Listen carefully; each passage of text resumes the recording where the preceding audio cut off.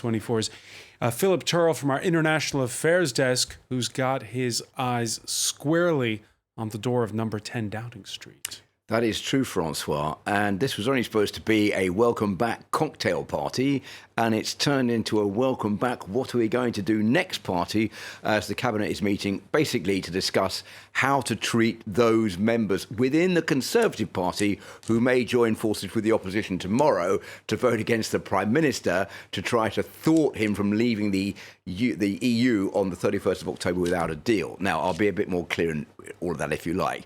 These are not just any old MPs. You've got names like Oliver Letwin, Ken Clarke, who was even in the House of Commons before Britain joined the European Union in 1972.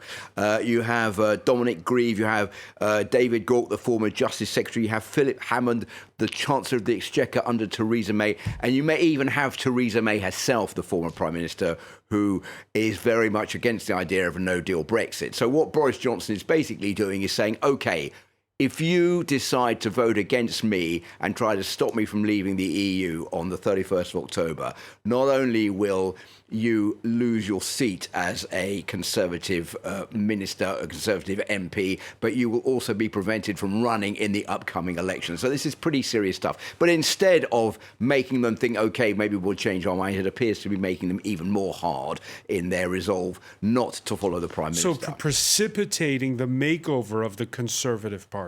So what Boris Johnson is worried about is that tomorrow there is probably going to be an emergency legislation going through to force him to go back to Brussels to ask for a prolongation of Article 50. Article 50 is the withdrawal deal with the European Union, which the date of which is now the 31st of October. Now, they might be pushing to get it pushed back until the 31st of January next year. This is something Boris Johnson definitely doesn't want to do. And the reason for that is that he says he has new legislation that he's drawn up to negotiate with the European Union with, to try to get a deal with them at the last minute before Britain leaves on the 31st of October. And he says, if the EU sees that people are trying to destabilise me, trying to upset me and trying to get me to extend Article 50, they're never going to come to the negotiating table and give me what I want. So you've got to join forces, and we've got to be in a position of solidarity and all of that, and all of this, to be strong opposite the EU in those final negotiations